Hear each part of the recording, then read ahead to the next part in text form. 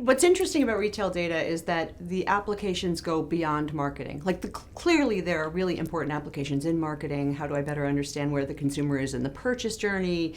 How do I make sure I'm speaking to them in the moments that matter by understanding that journey and understanding how long it takes and the pathways they take? All of that is really valuable.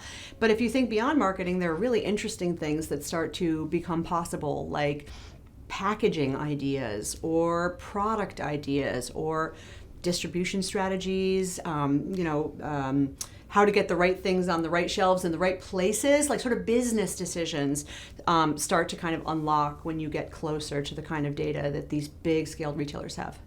That's interesting. So you're talking about the product development stage and the innovation stage or ideation stage? I mean, potentially. I think, wow. The relationship between retailers and brands, particularly CPGs, for example, is really, really deep. I mean, they're very intertwined.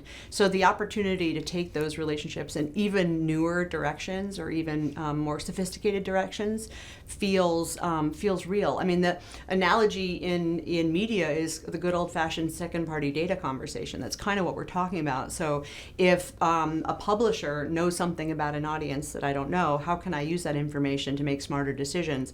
Well, again, the applications of that could be really, really broad. So for a CPG, it could be something like business decisions around pricing, packaging, product. Wow, that's really fascinating. Another key topic we hear about a lot lately is artificial intelligence in advertising, not only for data analysis, but generative AI and how that's used as far as, consumer queries and getting text back or images back, video back maybe next. But what do you see its role? How do you see its role in advertising? So we had a super fascinating conversation here at the Beet Berkshires around AI and how many applications there are for different types of artificial intelligence in advertising. But even beyond that, you can start to think about applications for how we work or how we interact, how agencies are working with their clients. The sort of possibilities are limitless. But bringing it back to advertising for a second, there's stuff that's already happening and has been happening for a long time that's just getting way more sophisticated.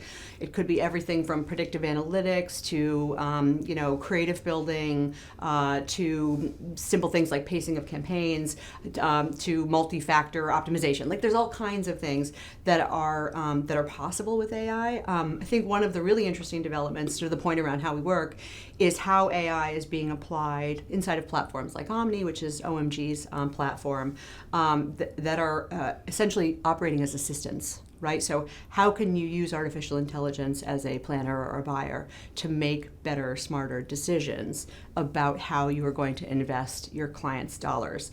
So that's something that I don't think we even kind of could have imagined maybe 10 years ago. That's just becoming possible and becoming more than possible, kind of becoming scaled, becoming real, becoming normal. Well, this has been really informative, and congratulations, too, on your role as Chief Intelligence Officer. Thank you. So you must see a lot of information, a lot of data. I'm just wondering if you could give us, any takeaways of maybe something you expect or you're excited about or perhaps worried about? When you think about something like search in the era of generative AI, and I know my colleague Chrissy Hansen from OMD actually mentioned this, AI search as being something that we're really watching. It's because it is really, truly so disruptive. It takes us from a world where consumers are putting in a search, they are searching for something, to a world where they're asking questions. So they go from a fairly simple search query to one where they're putting in longer form questions.